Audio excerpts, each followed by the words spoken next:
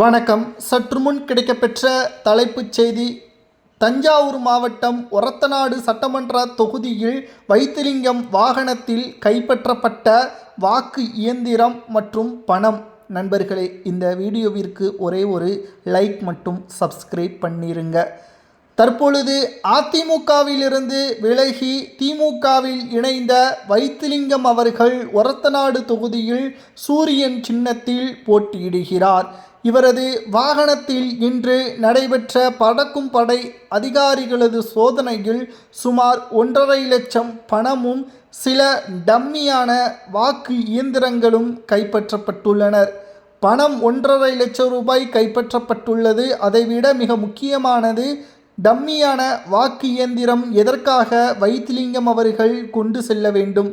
சமீபத்தில்தான் தஞ்சாவூர் மாவட்டத்தில் மிகப்பெரிய ஒரு அதிமுகவின் தொண்டர்கள் திமுகவில் இணைப்பு விழா என்று நடத்தினார் வைத்திலிங்கம் அவர்கள். சுமார் 50,000த்திற்கு மேற்பட்ட அதிமுகவின் தொண்டர்கள் ஒரே நேரத்தில் திமுகவில் இணைந்து ஸ்டாலின் அவர்களது நெஞ்சில் இடம் பிடித்தார் வைத்திலிங்கம் அவர்கள். இந்த தேர்தலில் வைத்திலிங்கம் அவர்கள் அதே ஒரத்தநாடு தொகுதியில் தான் போட்டியிடுகிறார். கடந்த முறை 20,000 ஓட்டு வித்தியாசத்தில் வெற்றியடைந்தார் இரட்டை இலை சின்னத்தில்.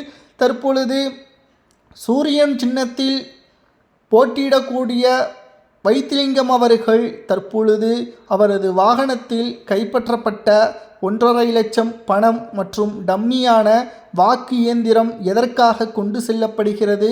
மேலும் இதற்கு பின்னணியில் இருக்கக்கூடிய காரணம் என்ன?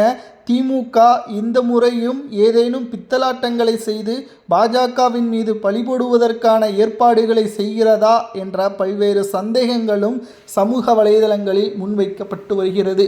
இதற்காகத்தான் ஜனநாயகன் படத்தை ஒட்டுமொத்தமாக இணையதளங்களில் பதிவிறக்கம் செய்து இந்த வழக்கு விசாரணையை திசை திருப்புவதற்கும் இந்த செய்தியை திசை திருப்புவதற்கும் திமுக சதி திட்டம் செய்ததா என்ற கேள்விகளையும் நம்மால் பார்க்க முடிகிறது.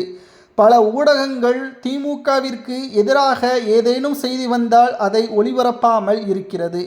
ஆனால் அதிமுக சம்பந்தப்பட்ட செய்திகளோ, பாஜக சம்பந்தப்பட்ட செய்திகளோ, விஜய் சம்பந்தப்பட்ட செய்திகளோ உடனடியாக ஒரே நேரத்தில் பல ஊடகங்கள் அதை போலியாகவும் சித்தரிக்கிறது.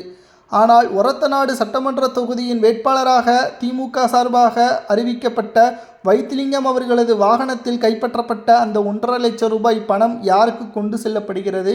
போலியான வாக்கு இயந்திரம் எங்கு கொண்டு செல்லப்படுகிறது என்ற விசாரணையும் நடைபெற்று வருகிறது.